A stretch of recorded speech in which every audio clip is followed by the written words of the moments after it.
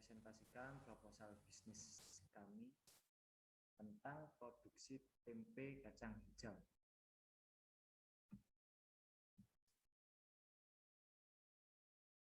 Latar belakang kami mengambil proposal bisnis tentang tempe kacang hijau karena produksi kedelai di Indonesia sempat mengalami penurunan dan harganya menjadi lebih naik.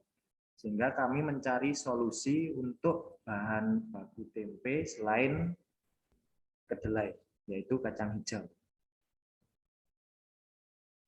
Dalam proposal bisnis ini terdapat beberapa rumusan masalah, yaitu apakah tempe kacang hijau akan diterima oleh masyarakat, dan bagaimana cara memasarkan produk tersebut karena sepertinya masih belum ada untuk yang menjual tempe kacang hijau. Tujuannya banyak, untuk mengetahui minat masyarakat, apakah bisa beralih ke tempe kacang hijau, terus bagaimana cara memasarkannya, produk dengan benar, menghasilkan produk makanan dengan gizi yang tinggi, meningkatkan daya kreativitas dan jiwa kewirausahaan kami, membuka peluang usaha baru. Manfaatnya sebagai alternatif, yaitu yang biasanya kacang kedelai menjadi kacang hijau, terus membuka lowongan kerja baru jika memang sudah berjalan, dan produsen tempe di Indonesia tidak memerlukan bahan baku kacang kedelai impor dari pasar bebas dunia, mengurangi APBD pembelian kacang kedelai yang diimpor dari pasar bebas dunia. Di bab 2 terdapat analisis produk, analisis sumber daya, analisis peluang pasar.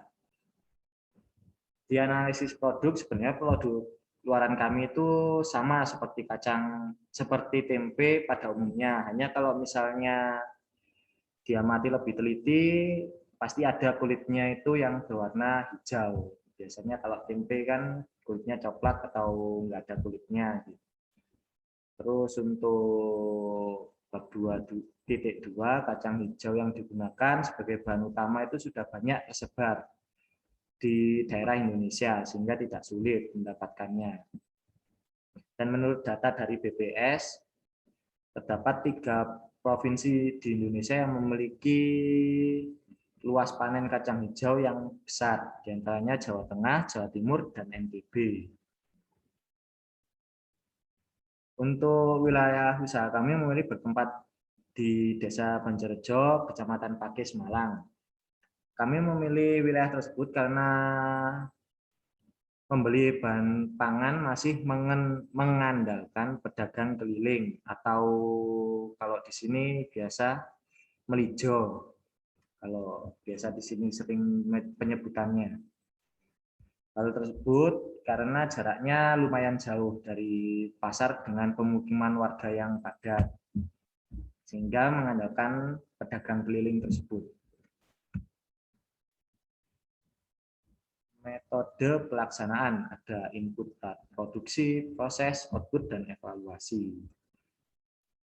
Untuk input produksi, survei pasar sebagai langkah awal dan merencanakan inovasi. Jadi kami mensurvei dan ternyata masih belum ada yang menjual tempe kacang hijau.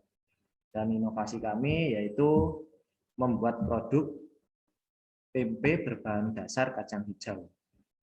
Lalu melakukan uji kelayakan terhadap usaha yang kami akan jalankan. Jadi apakah layak? Mungkin ada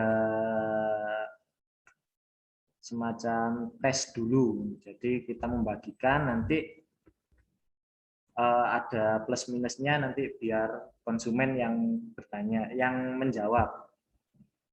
Nanti bisa kami perbaiki lagi.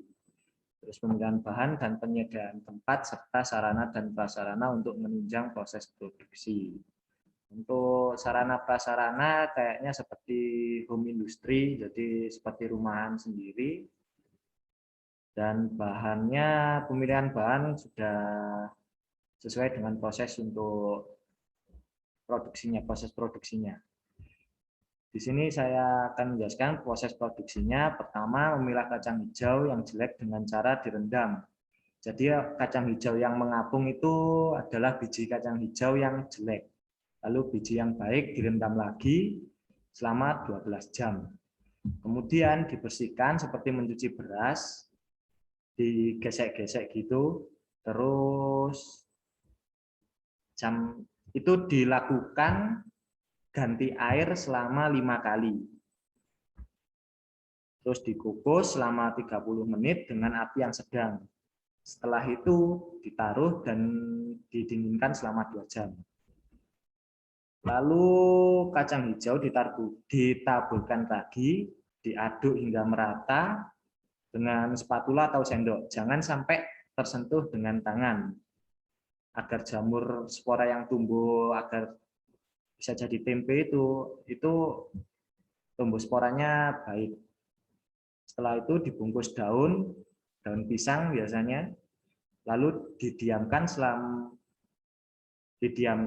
di 27 sampai 30 derajat Celcius selama 24 sampai 36 jam. Berarti 1 hari sampai 2 hari didiamkan itu. Agar tumbuh spora jamurnya biar menjadi tempe.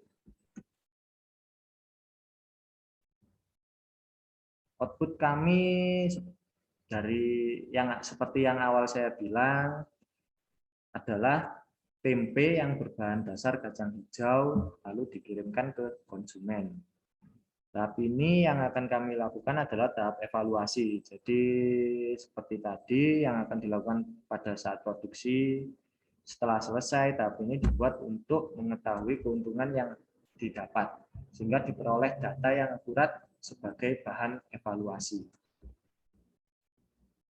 Anggaran biaya terdapat peralatan penunjang, jumlahnya 905.000, bahan habis pakai 8.856.000, transport lokal 1 juta, dan lain-lain 600.000. Jadi totalnya 11.361.000. Di sini jadwal kegiatan kami, pembuatan proposal kami 3 minggu, lalu proses administrasi kami 2 minggu sampai bulan kedua, dari bulan 1 terakhir sampai bulan kedua awal. Lalu proses produksi kami setelah proses administrasi selesai, lalu proses produksi. Jadi kami selama 1 bulan lebih 1 minggu itu proses produksi. Mungkin hari pertama, hari kedua masih belum terdapat tempe kacang hijau, tetapi setelah rutin itu setiap hari pasti panen. Lalu monitoring dan pemasaran mulai dari minggu ketiga bulan kedua sampai bulan ketiga minggu ketiga. Itu kami monitoring apa ada dari layakan, dari pokok plus minusnya itu kami tampung. Jika ada yang kurang kami akan perbarui hingga minat konsumen menjadi naik. Untuk pemasaran seperti awal tadi, sasaran kami adalah pedagang sayur keliling atau pedagang keliling. Tahu di sini biasa disebut melijo. Pemasaran kami dari situ. Tapi pertama-tama kita survei dulu apakah bisa diminati oleh masyarakat atau tidak. Lalu laporan akhir, pembuatan laporan akhir. Terima kasih.